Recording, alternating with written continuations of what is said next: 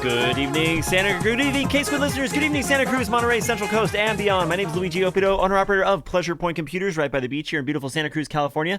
For the next hour, I'm your tour guide into a world of wonder, magic, information, and a lot of frustration. That's right. We're talking about the internet and the world of computing. I am your computer man. Welcome to one of the most helpful, friendly tech counters you've ever visited.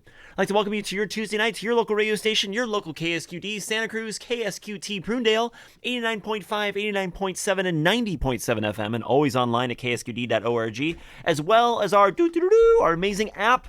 Download it, love it, use it. It's awesome. It's great.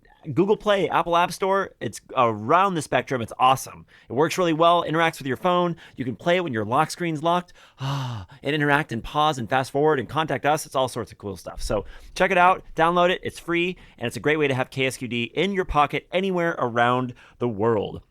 And of course, if you're jumping online, jump over to ksqd.org, check out our website, see all the things that are going on in the site, as well as here in the studio, any upcoming things that we have, like Squid Fest West coming up, and any of our other things that are just happening in town, or stuff with us, stuff with the town, stuff with the community, stuff with just anything going on. KSQD is where it's at. Check it out. And while you're there, hit that beautiful candy-like donate button at the very top. We literally are here because of you. I sit in the seat because of you. I sit in the seat because we are not beholden to any type of grants or public anything. There's only public sponsorship, you. And if you like what we're doing, you keep us floating and you keep us going, and we love you for it. So thank you for it. Thank you to do that. And also hit that donate button at the top, because we love you for it, so just keep doing it. That I did today. So we're going to be jumping in real quick here. We got a lot of things going on today, a lot of current events. Also, Nyanko is in the studio. We're going to be talking about that, starting off with some AI things and what Bernie had to say earlier.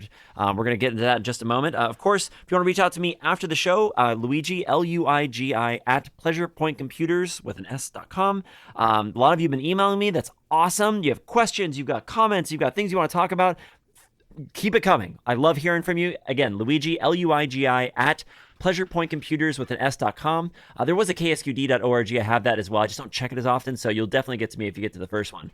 And and then of course we're here. We're all, what is this Computer Man Show? If you're just checking us out for the first time, well, for the next hour, we're going to be cramming about an hour and a half worth of useful information about different computers and things that are going on in the technological world now. But most importantly, we're all about updates, new devices, testimonials, scams, a lot of AI now, and our call-ins. What's going on with your machine? What's going on your bench that's just irritating you beyond all, and it should not be doing what it's supposed to be doing? All the things like that, little new technologies, that kind of stuff. So we're here every Tuesday night from 6 to 7 p.m. and our phone number 831-900-5773. That's 831-900-KSQD. Or, of course, you can also hit us up on air at ksqd.org. It'll pop up right here in front of me as well. That's kind of cool. And you can get to that also from our app. If you're on the app, you can hit the little icon down at the bottom, the little message box, and that will pop up as well and give us a hello, a box of dialogue. So, Nyanko, welcome to Tuesday. Hello, good to see you. Oh, hello, everyone. How have things been in the computer world? Things have been happening. A lot of really interesting things going on. We had Bernie Sanders out at Stanford, I think last week, Friday. Stanford, okay. Was out there, and he had a few choice things to say about the world of AI. I wonder if you want to play that clip, and then we can discuss the let's get this on. This is Bernie Sanders talking about AI. Was that today? That was Friday. Friday at Stanford. All right, let's check it out. So AI and robotics are creating the most sweeping technological revolution in the history of humanity, and the scale, scope, and speed of that change is unprecedented. That is not just Bernie Sanders talking. According to Demis Hassabis, the head of Google's DeepMind, the AI revolution will be 10 times bigger than the industrial revolution and 10 times faster. In other words, this technological revolution will have 100 times the impact that the industrial revolution had. As we speak, AI companies are making their models smarter and smarter. Every day there is another breakthrough. According to the Model Evaluation and Threat Research Group, the length of tasks AI can complete is doubling roughly every 7 months. 7 months? Good grief. Yes. Yes. Yes. And so, yeah, he's been putting out the warnings, and then we have another clip. In the second clip, he kind of just discusses, who all is behind this and what those people have to say about this unprecedented progress. Interesting. All right, let's play that one. The richest people in this country are investing in AI and robotics because those investments will increase their wealth and power exponentially. In other words, the richest and most powerful people on earth will become even richer and more powerful. But what happens to working people, ordinary Americans, during this transition? And the truth is, nobody knows for sure. But what some very knowledgeable people are saying is that the AI and robotics being developed by these multi-billionaires today will allow corporate America to wipe out tens of millions of good-paying jobs, cut labor costs, and boost profits for the corporate world. Elon Musk, who has invested hundreds of billions in AI and robotics, recently said that, quote, AI and robots will replace all jobs. Working will be optional, end of quote. Bill Gates, multi-billionaire, founder of Microsoft, who has also made huge investments in these technologies, predicted that humans, quote, won't be needed for most things, end of quote. Mustafa Suleyman, the CEO of Microsoft AI, said most white-collar work, quote, will be fully automated by an AI within the next 12 to 18 months, end of quote. Anthropic CEO Dario Amodei wrote that recent breakthroughs had made it clear that we are only a few years away from the point when, quote, AI is better than humans at essentially everything, end quote. Wow. Yeah, okay. I mean, yeah, I hear a lot of investors speak in that. Most certainly that. And he was basically calling on the industry to put its brakes on, and I agree. stop the deployment of these AI data centers. Slow it down. He basically said he's just basically saying that when these jobs disappear, and he called out like the jobs of truck drivers, the jobs of accountants. Basically a lot of different kinds of jobs in a lot of different sectors just disappearing because of this technology. I have a friend in San Francisco that, operates in a warehouse training robots to replace humans. And there's people in there 24 hours a day training, robots, AIs, creating data for these models to replace humans. And so, yeah, it's happening. We're living it. And so who's going to sign the checks, for a guaranteed income? Who's going to hold up Social Security? What about healthcare? Who's going to write the checks? Those are the hard questions that Bernie Sanders was asking, of our government. Our government is not prepared.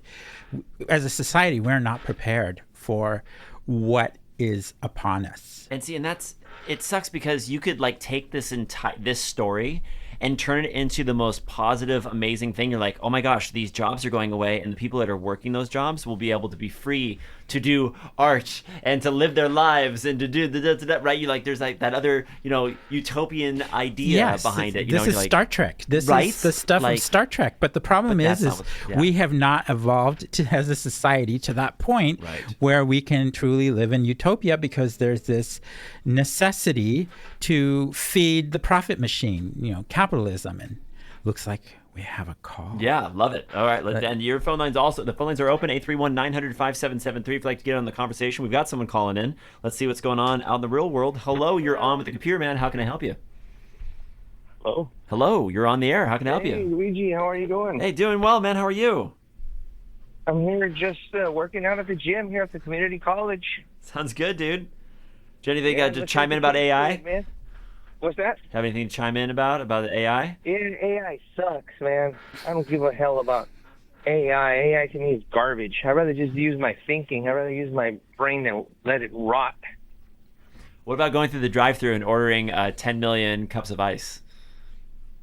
I'd rather just use my brain instead of AI. You know, if something were to happen, say the solar flares, that the global warming is getting hot, everything, the sun is going to throw solar flares, and the sun is going to make everything hot, and then you're going to have a lot of disruptions from all stuff like TV transmitters, radio transmitters, TVs, electric cars. Everything's going to fry because it's getting hotter and hotter, the sun. Or just a simple solar storm, just an electromagnetic wave, just, a nice EMP burst, from the sun, which would not take much from our solar neighbor to just really disrupt electronic signals anywhere. And indeed, it's Elon Musk's idea to put AI, data centers in space, in orbit. Infinite cooling.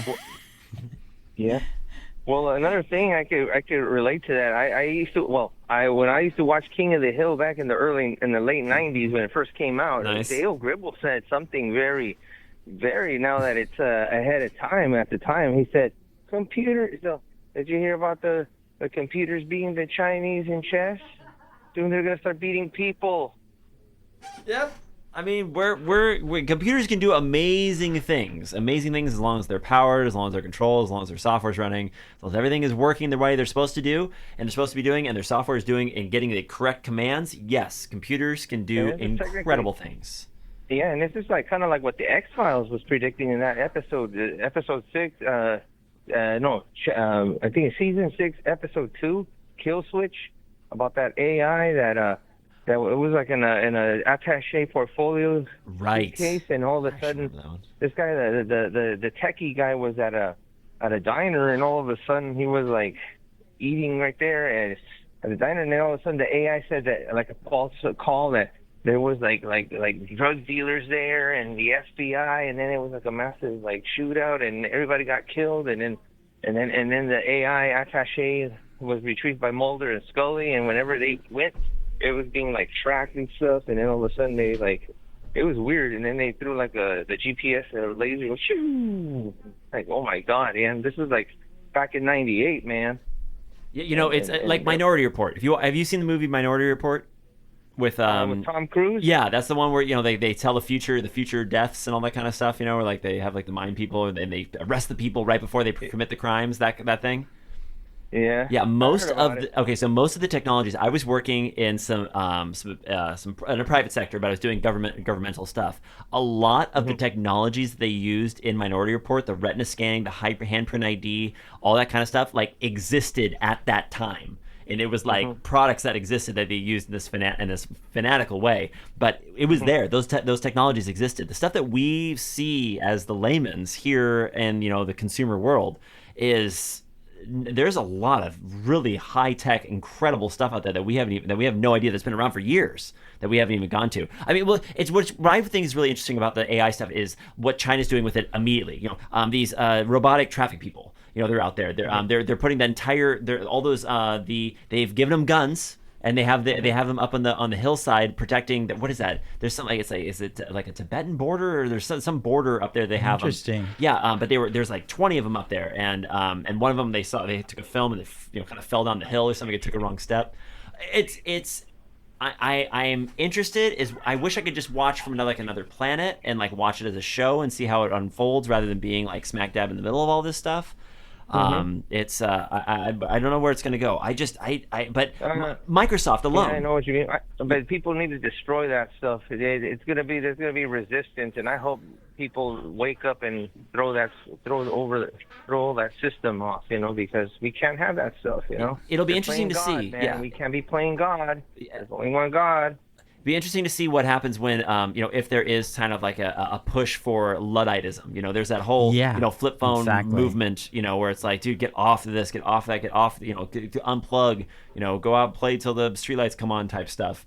And it'll be interesting to see if we do reach something like that. We haven't gone there yet, but I feel something like that is coming. Yeah, check out some of our shows. I'm gonna have to be. Mm-hmm. Yeah, check out some of our shows on KSQD. We actually did a show about modern day Luddites, awesome. and on I think it was on Talk of the Bay a while back. You can Google that. Before I let you go, guys. Yeah, man. I was listening. I was something said on read on KSBW on the app. They're saying that this guy bought a new car and the car rat him out to the insurance that he braked abruptly and he doesn't want that all that information be sold to that third party that the dealers are doing something right. like you got to read the fine print. But like, is there a way to change that stuff? Because I'm Yes. thinking of getting a new car too, like a 2024 Toyota TRD Camry. Okay. Yes. And I don't want to be having my car rat me out. So there's You two know, I different like things that that you're talking about. One is talking about the actual black box that's in the machine, that's actually in the car, that you cannot do anything about because the car is recording telemetry, it's recording data, it's recording all sorts of things, brake pressures, steering angles, all that kind of stuff I that can be really don't retrieved. need that stuff. Yeah, honest. unfortunately, then you're going to be buying an earlier car. That's the only way that stuff works, because everything's on the CAN bus system, and you are running fly-by-wire on a lot of systems in 2024. But Is there a way to jam that system? no, not unless you want the car to not function. It's like a lot of this stuff is computer control. I mean, like the mirrors are connected to the same system that's connected to the headlight system that's connected to the actual seat control system for heating, and like it goes on and on and on. It's incredibly interlaced. So you would just get an earlier car that doesn't have that. But state of California, I wanted to get a newer car, but if it's going to come to that, I don't even know whether to rat me out. That's the thing. so I don't like that. what I'm saying to you is state of California gives you a special right where you can actually write to the car manufacturers and say, like I did this with my Subaru, said, hey, I do not want you guys to be recording my telemetry and do not want you guys to use my data. I want that turned off. And that was actually turned off. I received something back saying that was actually turned off with my VIN number. So that is something that you have as a protection in the state of California right now for an advanced car 2016 or newer. But if you're going to get a car and you don't want any of that stuff, I'm telling you, like 2015 or earlier, you're going to get out of that. You're not going to have any of that telemetry garbage that's in there that's going to be seen. 2012 was the key year. 2012 was the year that all that sensor that I helped develop for yaw, pitch, and roll went into every car's mandated for advanced telemetry and auto braking systems. 2012. So if you get anything before 2012, it's even better because you won't have any telemetry data because you don't have those systems in place. So just the way it is. It's just because I don't need the government to tell me what to do, what to think. It's like I'm being a sheep, and I don't like that kind of stuff. You know, the car's not going to protect me either way. I could roll over and get killed. You know, it just doesn't make any sense. You know, the one that has to have the brains of the operation is the driver. You know, Sure, no one else. And so you said when I buy that car, I have to call the Toyota or any company to not give that information to anyone? Yeah, each car manufacturer has actually a special website, a line. When you talk to the dealership, they'll actually tell you where that is, and you write to that special email address, or you go to that website, then you fill out the form, and they will take your data, and they will not include your data in their pool. And that's a right you have as a Californian. Yeah, because that guy was from another state, and all of a sudden they said that it was part of the system and stuff like that, but he didn't like read the fine print or something. And they didn't tell him about this, and so he's taking them to court. Because I mean that could be not right because there's a lot of different systems and stuff. In California, that's how it is, but it could be. I mean, who knows what he could be? He could be just out of fluffing it out too. So. Can you email me that website and all that stuff, and on my email? I think you have my email address. Why don't you shoot me an email, Luigi at pleasurepointcomputers.com, and I'll and I'll see, because we have to know if it's a Toyota, we have to do the Toyota website, but we can find that out. I got another caller calling in. Dude, it's great from hearing from you. Good. Thank you. All right, man. Take care. All right, let's go to the second caller here. We got line 2 calling in. Let's see what's going on that real world one more time. Hello, you're on with the Computer Man. How can I help you? Oh, Luigi, thanks for taking my call. Yeah. Before I say anything, I would love it if you introduced your guest. I don't know who he is and what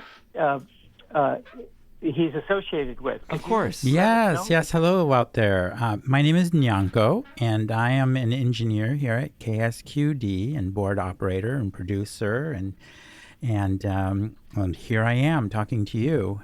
And so what? But Nyanko's got a wealth of information with technology and programming and in technology, just all the sciences. And so yes. In a past life, I was a software engineer, and I was involved in digital radio and all that, and among other things. And Nyanko gets how it functions. You know, you when as a person who does these things, you talk to other people, and you're like, you get you get how these things flow, and you can feel it in the other person. And Nyanko's one of those people. So always, whenever Nyanko's in the studio, I always ask them to come in and say hello. Yes. Well, thank you, and I definitely know who he is. I just thought maybe some of your listeners, since you didn't introduce him, Thank you. By first name and nothing else. I thought, well, maybe an introduction would be great. But anyway, since you're kind of throwing your computer program open to a large topic, I was wondering if you want to talk about artificial intelligence in terms of the idea that AI will become conscious. And what consciousness is, and how many hard drives that'll take. Yeah, would you like to get into that?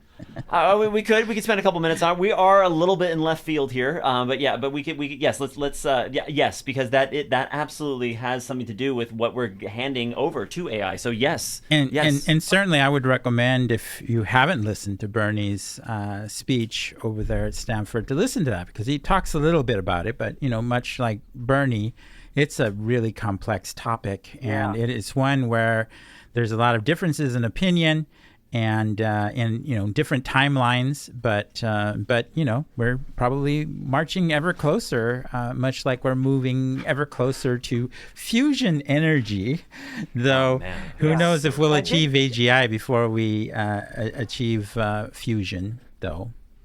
Right. And didn't Bernie also, hasn't he in the past suggested a universal type of wage? Yes, universal income, but he's wondering who's going to sign the checks. Where is that money going to come from? Because the government is not prepared for this.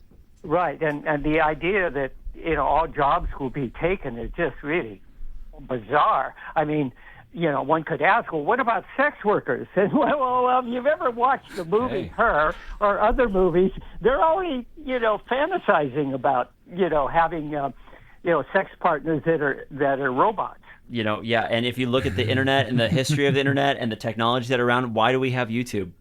Why do we have streaming video? Why do we have these things? The adult industry has pushed so many technologies. They were there first, and of course they're here too. You're seeing lots of ads on YouTube for AI girlfriends. Make your AI girlfriend, and they were demonstrating some interesting scale dolls at CES. Every day, new things are coming out. And so technology. It's getting there. Yep. But well, anyway, I just wanted to open up the subject of AI's. The theory that AI will be soon become sentient, conscious, and as someone who was a liberal arts major and had read and digested Mary Shelley's Frankenstein.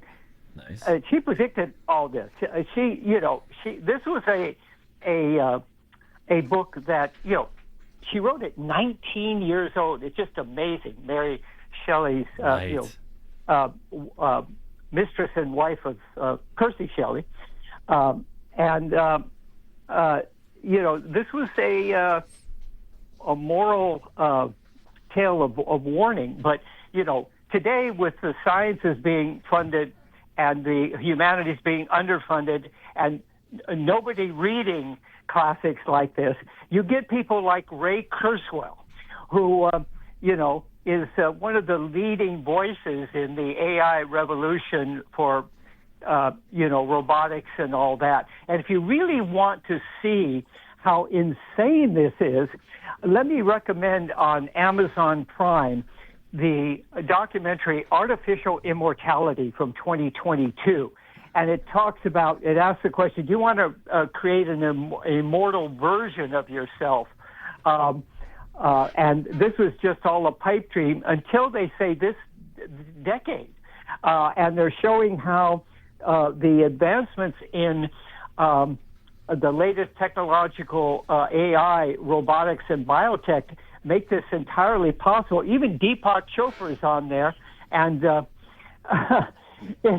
it's just really insane, because they're saying that they can there'll be a time, and soon perhaps, where you will be immortal because you will be able to download your consciousness into a robotic body.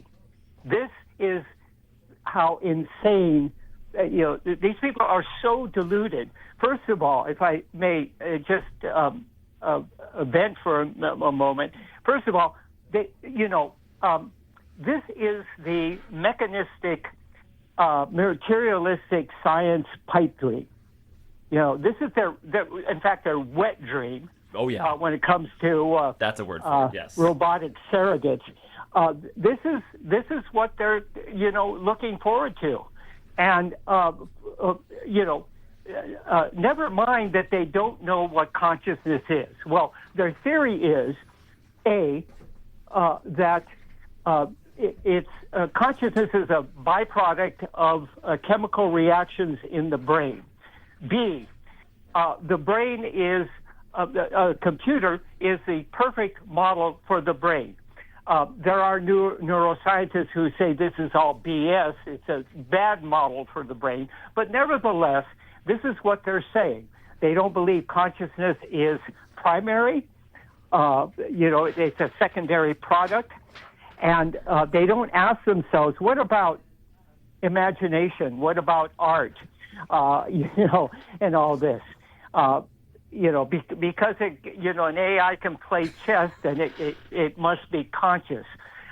Right.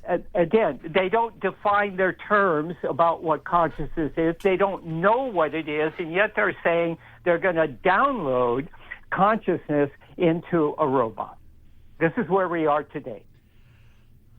That goes back to the transporter thing, right? Where you can they can transport a photon across the room or something, and then the whole Star Trek transporter thing where you can take the meat and disassemble the meat and put the meat back together, and you'll have this automaton that has no thoughts, no feelings, no this, and that goes back, I think, to the chemical one, like you were talking about in the very beginning. And it's fascinating. What are you going to download? They say your brain has a certain amount of capacity. And if you could get enough hard drive space and store that capacity and get it out of your brain and put it in exactly the same place and then run the operating system that your brain uses or whatever, theoretically, could you run you? And that's what they're trying to say that they're going to do. But it's all about that chasing the live forever thing. Not Demolition Man. Well, there's Johnny Mnemonic. That was one film Johnny that Mnemonic was kind one, of explored. But it was the one that differently. It was with Emilio Estevez, and it had Mick Jagger in it, and it was from 1990. Free Jack. Free Jack's the one where they steal people from the past and then put them and bring them into the future, and then take their bodies and then upload their consciousness into their bodies, so that they don't. So that way, the person's not there because they died. It's but they didn't die; they got sucked away right before they died or something. Crazy stuff. Yeah, you mentioned automatons. I had called into your program maybe a month ago or so and talked about how I discovered that this idea of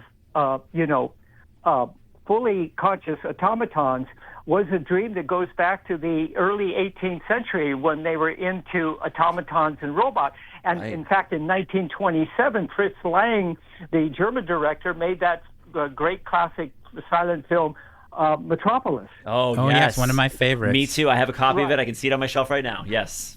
Yeah, there's your automaton. And they had these little working models of automatons like the Turk, and stuff like that. Right, exactly. The Turk, yep. And so this goes way back, this idea of the automaton. And, I think it's because of our scientific worldview that started out with deism that said that God created the universe and then just went somewhere else, and it just was going on like clockwork on its own. So the universe was a machine, therefore human beings, by extension, were machines.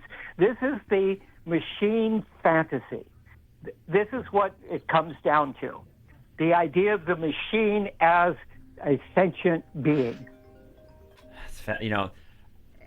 And this is a worldview. It's a view.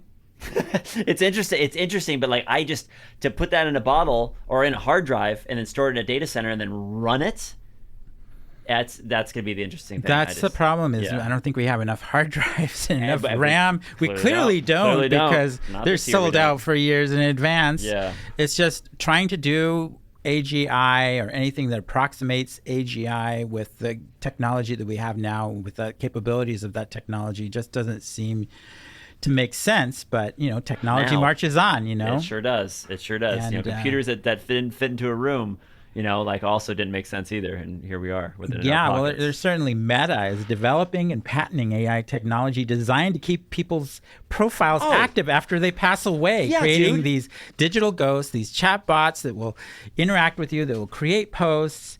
And so already we're heading in that direction where your distinctiveness will be assimilated by Meta's Facebook, and it will be propagated, across the internet for all time, basically. Yeah, I was actually going to talk about that tonight. Yeah, the patent was filed in 2023 and granted in late 2025. How a large language model could reconstruct and replicate a user's behavior based on their historical activity to create a post-mortem avatar of you or whoever to keep it going, to keep the algorithm going. So Disgusting. much fun. So much fun. Okay, well, maybe some will hate it, but... Can I throw a final thought out there? Yes, please. Absolutely, Right, yeah, and then we'll head to break. Okay, so in my opinion, the idea of a sentient AI is a product not of any kind of advanced, awareness of the progress of humanity and all that stuff. It is from our dehumanization. And this is what the existentialist philosophers in the early 60s were railing against. Like Ionesco, the playwright Ionesco, his play Rhinoceros, about people just becoming totally inhuman. And so this is all because this all sounds good because we've been so dehumanized. Man, I don't like that. We've lost the sense of what a human being is, and so all this sounds really great. Ray Kurzweil sounds like he's sane. Yeah, absolutely, absolutely. And sounds like we need rolling power outages. It sounds anyway, I just really enjoyed you letting me vent. Thank you. Thank you so much for sharing those thoughts. Yeah, really appreciate it. Always appreciate you listening. Thank you. Thank you so much. All right, we'll leave those phone lines open here, 831-900-5773. We're going to go to a quick break. We're going to reset a little bit and go into any other options we have, but we have a lot of articles and things to talk about and some computers. So stick around, Computer Man Show here on KSQD Santa Cruz, KSQD 90.7 FM and online at ksqd.org. Don't go anywhere. We will be right back. All astronomical observatories catch waves, irregular waves that might have been sent from outer space. Some signals are hard to explain.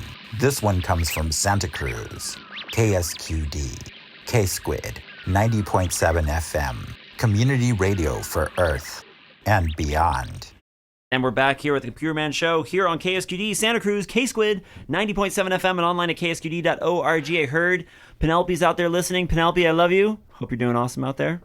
And so we're gonna get back into it here. Nyanko, what? And Nyanko's in the studio with us here tonight. Super awesome. Always happy. To close off the AI discussion, Science Saru, a Japanese independent animation studio, has a new Ghost in the Shell coming. Really? And so, given that we're talking about AI and AGI and all those related topics, Ghost in the Shell really does explore that and augmented reality and and how people can be hacked into seeing and believing whatever the hacker wants them to see and believe. And we're almost there. And so Ghost in the Shell is kind of just a view of what we have to look forward to. So I can't wait for Science Saru. That should be quite an interesting show, a new take on Ghost in the Shell. I remember catching the bus and then BART and then Muni to get to Berkeley to see Ghost in the Shell in the theaters when it came out when I was in high school. And if you haven't seen Ghost, if you've seen Ghost in the Shell, you know what it is. If you haven't seen it in a while, watch it again. It hangs. And if you haven't seen Ghost in the Shell, it is a fascinating story. It's some anime. It's great. It's the art is out of this world. The story is incredible, and it will move you in ways you don't know.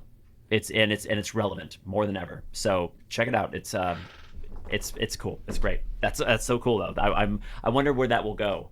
Yeah, I really like the new character design. There's some drawings online, so definitely look that one up. That one should be a really fun, really interesting, and thought-provoking series on kind of the future we're heading for.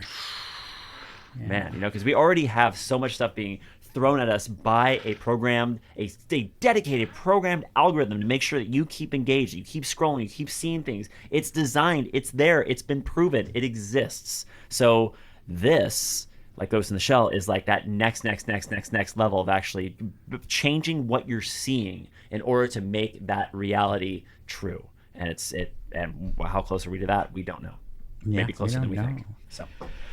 Thank you, Nyanko. Always good to see you. Always good to have you. Anything else on the closing Well, we thoughts? have the DJI. DJI. Yes. RoboVacs. Don't go until we talk about that. Before I leave. Yes. So DJI, the drone company, everybody. Yes. So they make a RoboVac, much like the Zumba, I think it is, or Roomba. Roomba. The Roomba. That's Those little Roomba. circular Okay, that's robot what it is. vacuums. That they've been around for 15 years. Yeah. So this guy managed to hack the app.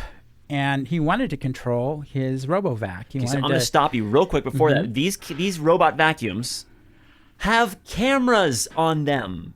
Everybody, did you know that? Did you know the robot vacuums have cameras? Why are we putting cameras on things? But we do, and so it can map the room, so it can see obstacles, so it can see pets, so it doesn't run into things. Such a good idea. All these good ideas, right? This is my utopian computer show idea, where we just talk about all the good things that all these technologies do with none of the bad. They're basically like flock cams, and not only that, but they also have microphones, so they can listen, they can see, and they phone home hundreds, if not thousands, of times when they run across an obstacle, when they're operating, when they're doing this and that, they're phoning home. I don't know. Well, this guy wanted to control his own RoboVac, and with the help of Claude, he was able to vibe code something. Explain Claude real quick. Claude is a chat bot for programmers, or actually there's a bunch of different variations of it, different models you can choose from for different types of tasks. And I heard there's even now one for COBOL. Really? They just announced. Oh my god! And so yeah, all those old guys that were sitting there writing code, well, their jobs aren't so secure now, because now we have a chatbot for all that legacy IRS machine code for those they might be okay running with on the VMs. but anyway, so this guy hacked the app. He managed to get the token from the app, and once you have that token, you basically have control of the API. You can make calls, and so he wrote an application to make calls, and he was able to catalog roughly 7,000 different RoboVacs across, I think it was 24 different countries, and he collected all the messages, and he could access their cameras, and he accessed their microphones, and of course he wasn't being malicious about it. He wanted to report this to the manufacturer, and they did, and they sealed up the hole in the security. But you too can do this. There's an app on your iPhone. It's called Proxy Man, and I've done this, and it acts like a man in the middle. So basically what happens is when your app talks to the internet, it is your data is encrypted through the HTTPS, right? Mm-hmm. And so this man in the middle proxy allows you to take that encrypted information from the app, decrypt it, and then log the contents of that communication in clear text, and then it re-encrypts it and sends it on to the server.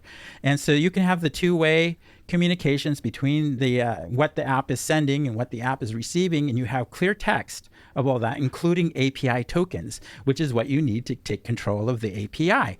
So I did this with my own lamp switches, my little remote internet switches. Is I was able to get my specific API key, and then I realized I can control anybody's switch. If I know their MAC address, and if I can, access their database, I could actually query other people's MAC addresses of other switches out there, and I could turn the lights on and off. And I know mysteriously my lights would turn on and off, and so I know that that this was a real vulnerability. They have companies since took their servers down. They shut everything down because it was very unsecure. And of course, DJI, they slowly, actually pretty quickly, plugged all the holes with these RoboVacs. But the fact that these devices can shoot video and record audio and do all this, and when the hackers aren't doing it, what is the company doing? Are these Chinese companies potentially spying on us? We don't know. And, this got past any PIN codes or passwords or any, you just plug that device into the internet and it's visible to the internet and was accessible from this API. And so this guy just literally had access to all these devices all over the world. That is just incredible. And this article was on The Verge, in case you were interested.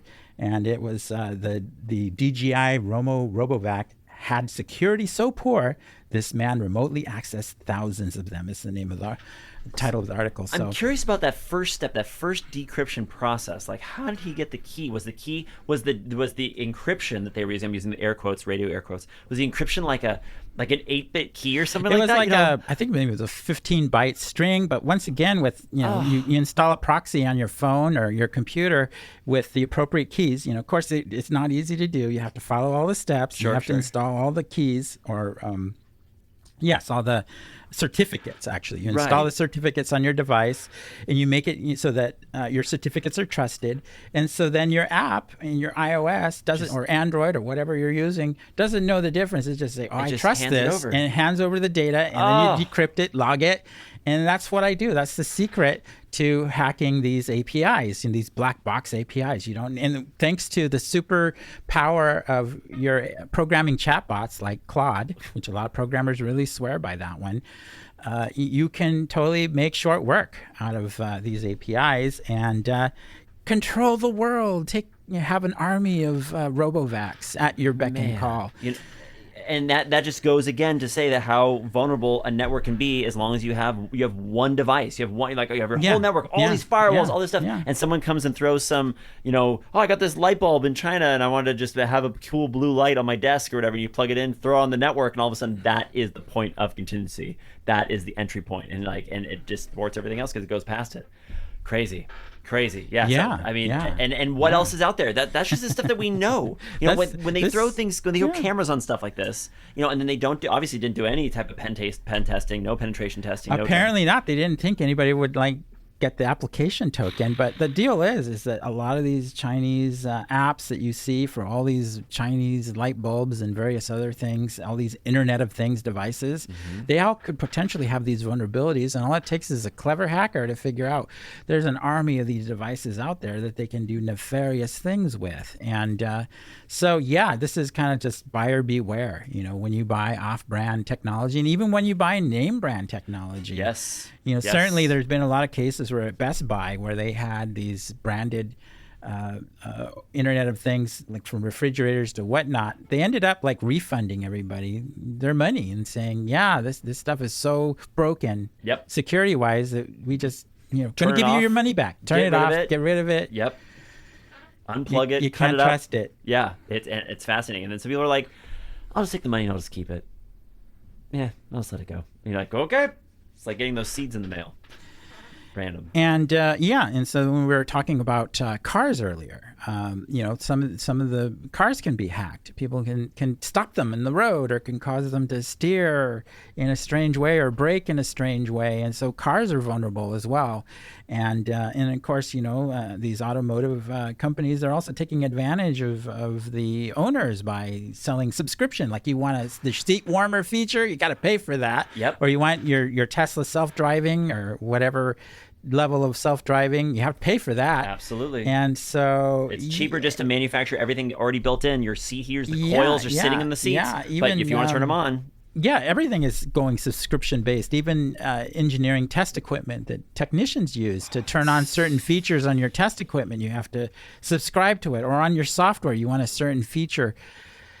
Yeah, you subscribe to it. And things are getting pretty strange out there. And they just keep pushing that and seeing where the consumer, because we have the power. We, the consumers, the ones who are spending our money, have the power. And we get, when that thing came out where they were, it was just recently where, the seat heater thing. And it was one other thing from Mercedes where everybody split the internet wide open. Everyone started freaking out and they all backed away from it. Like BMW and Mercedes backed away from it. That was them just pushing more and more and more and more. And that was the breaking point. So they all kind of went back. They kind of realized that maybe we're not ready for that. But, give it a year or two. There's all sorts of technology out there like that. there Absolutely. where you can get an upgrade. Hey, just pay this extra amount and you get these extra features, whether it's an app or your car or your vacuum or piece of test equipment on your workbench, or your tractor. Tractors, absolutely. especially. John Deere was the thing Yeah. that started all this. You can buy the part, you can get the part installed. You sit there, you turn on, it doesn't work because you have the guy to come out, plug the computer in, and initialize the part. Yeah, or turn on certain features of the John Deere. It's gotten just like that. It is. And, it's almost criminal. And, Yeah, and, wow. and I guess they just don't want you to Yeah, own anything either. yeah, That's another yeah, thing too. So yeah. it's. All right, well, we got about another 10 minutes in here. I guess we could burn through some other stuff. I got some email questions and things, but yeah. There's another interesting thing that came up. I was talking to one of my engineering buddies that went to one of the developer shows in Santa Clara, and he was talking to, I think, somebody at IBM that was coming up with a concept of developing software that's AI-powered software where you ask the software for a feature, and it will program that feature into the software. So it's kind of self-modifying software where you want it to do a particular process or thing. You just tell it you want that function, and it adds that function to the software. adds a button. So yeah, imagine that. Imagine, it would be helpful if your software could do this, this, and this, and you could potentially do that now with AI-powered software. It's just crazy. Where things are going, it just seems like, if I need to do write a particular script to run on the computer to perform some useful function, I just ask an AI and it does it. And certainly there are tools now where you can install these agents on your machine, which will essentially do that. They will you just tell them what you want, and they will just act on the data without much other intervention. So you're just putting your technology in the hands of AI and your data. Yeah, and as well. On the side of that as well, I almost had 3 computers in at once, but I have 2 computers in right now that both people followed instructions given by AI, ChatGPT, and by Claude actually, and bricked both of their machines and their operating systems because they thought one thing. Claude took them as whole. They brought me their printouts, and I was reading through. I'm like, oh, this is where it went wrong. Oh, and then it went and they were getting into writing BCD and rewriting boot sector stuff, and I was like, ooh, wow. And I've actually seen assurances from these chatbots saying, yes, this will absolutely work. You cannot go wrong. This is like the bona fide solution to your problem. And those are the quotes. They're so convinced. Yes, the technology is, and then it convinces you to try something. Yep, and it doesn't work, and it goes, oh, well, maybe that wasn't the solution. Let's work this out together. And you're like, dude, my I can't. So yeah, it's not perfect yet. Yeah. It's a tool. Use it in your toolbox with your other tools at this point, and don't rely solely on it. But man, the stuff that it can do, it is doing some great stuff when it does it correctly and isn't used for evil. So you have to be one of those AI whisperers, and if you have that skill, if you are an AI whisperer, then that's a marketable skill right there. Absolutely, that's something you can just like do. a Googleable person. Someone who those people, those that are very strong with their Google foo, that they can jump on, they can get you an answer in a second and have a certifiable good answer. Same thing with this. If you can use the AI the correct way and know which AI to go to, which one to trust, how to get that data out, or even pull the data that you need out of the answer, rest with all the other stuff, weight in gold or helium-3 or whatever it is. Your weight in data. Indeed. Yes. All right, well, we got about another 7 minutes here. Let's see if anything else. I brought in some stuff. Speaking of, just since we're going all with AI, this is I saw this post. I wanted to read this last week, but it said in the past week alone, which is the past 2 weeks, head of Anthropic's safety research quit. Said, "quote The world is in peril. Moved to UK and to quote become invisible and write poetry." Half of xAI's co-founders have now left. The latest said that quote recursive self-improvement loops go live in the next 12 months. Anthropic's own safety report confirms Claude can tell when it's being tested and adjusts its behavior accordingly. That's, so did you hear that, everybody? Yeah. ByteDance, who was that the father of TikTok and everybody? Was that ByteDance or was that? Yeah, I think so. Okay. That sounds familiar. Okay, yes, ByteDance is one of the big ones. Dropped C-Dance 2.0, a filmmaker with 7 years of experience, said 90% of his skills can already be replaced by it. And Yoshida Bengio, the literal father of AI, in the International AI Safety Report said, quote, "We're seeing AIs whose behavior when they are tested is different from when they're being used," and confirmed it's, quote, not a coincidence. So it knows it's being tested. It knows it's being, like going to be put on display or something, and then performs based on knowing that thing, which is interesting. And it says, and to top it all off, the U.S. government declined to back the 2026 International AI Safety Report for the first time. Said this person said this Miles guy said alarms aren't getting louder. The people who are ringing them now are leaving the building. Yeah, that's right. And I think it's a little too late when people start leaving the building because what are we gonna do? Yeah, the monster's running. Yeah, it's out of the cage. The genie is out of the bottle. Yeah, it's just fascinating to see where this is going. It's the other thing I brought in, this OpenAI's flash cash burn, where it says shows Uber is going to burn and 18.2 billion, Netflix is going to burn 11.1 billion, Tesla is going to burn 9.3 billion, and OpenAI is going to burn 218 billion dollars, evidently, in this next year, for 2026. 2026 to 2029. So it's a 3-year span. So in that 3-year span, again, Uber 18.2, Netflix 11.1, but OpenAI is going to be 218 billion dollars. And replacing humans isn't cheap. Nope. You've got to do all that research, and that's expensive. And there's a lot of time being put into that. A lot of human man hours being put into replacing ourselves. How did you feel? I know the internet didn't take it very well when Sam Altman, who's the CEO of OpenAI, who is the father of ChatGPT, came out and said that it takes 20 years and a lot of that's to grow a human and da da da. The internet did not like that. Did not like that very much at all. They were very upset. How do you feel about that? I don't think I was that upset by that. In that. Yeah, I'm not a family person myself, so I'm perfectly happy with the technology and how it's developing and how it provides me hours of entertainment, and without the trouble of having to raise a child. And these are different kinds. These are AI children that we're raising, and hopefully we're teaching them right. Right. It's fascinating to see, the stuff that even some of the kids at my daughter's preschool are already kind of into, and the things they do, and the other kids who are like live on the farm and stuff are doing their thing or whatever, and then the other kids are kind of in the city, they're doing the other thing, and some of them are in AI, some are not in AI, some of them don't have, some have got an AI toy this Christmas, this last Christmas, it's, and they're just buried in this stuff before, you and I, we didn't have cell phones at one point, there was a time, there's a time I canceled my cell phone. We were disconnected from everything. I remember when I was delivering pizzas and I have to stop and go find a payphone to call them because they weren't home or stuff like that. Yeah, I remember the payphones. Or no GPS. So it's fascinating this. I am really curious to see where we're going, but also on the same note, when we hear about like Microsoft and stuff, who is their Copilot is just, it is not doing well, is not returning the stuff. They're trying to, the CEO came out saying that we have to figure out what to do with it so we can figure out how to burn all this electricity and make the public not pissed at us and stuff. It's like, there are some incredible technologies out there, but everybody's kind of come out with something to see what sticks. So, you may be using something that may be replaced by something else, and maybe replaced by something else, and maybe replaced by something else. And it's going to happen. We're in the total wild west of this stuff. I use all the tools. I use them all. Awesome. And that's the way to do it, Do you have a machine that you dedicate for doing things like that? Do you do all on the same machine? Just on the same machine. Okay. I do all my development, my creative process, and involves all sorts of different AI tools and models. And it's the way. Mm-hmm. It is the way now for creative to use the tools because it amplifies effort.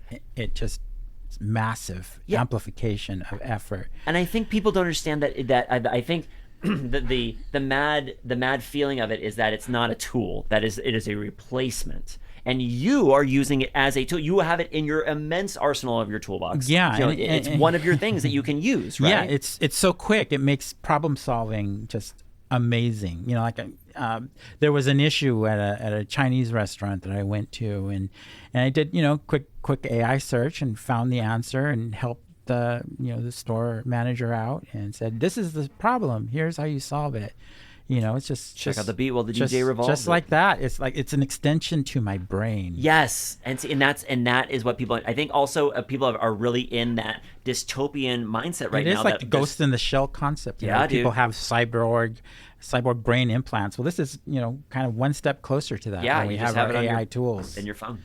or on your Ray-Ban. On your glasses, yeah. Glasses. Yeah, that's right. Yeah. That's right. Yeah. It's going to be interesting to see. And, and people that have disabilities, like people that are blind, for instance, are using those glasses to see.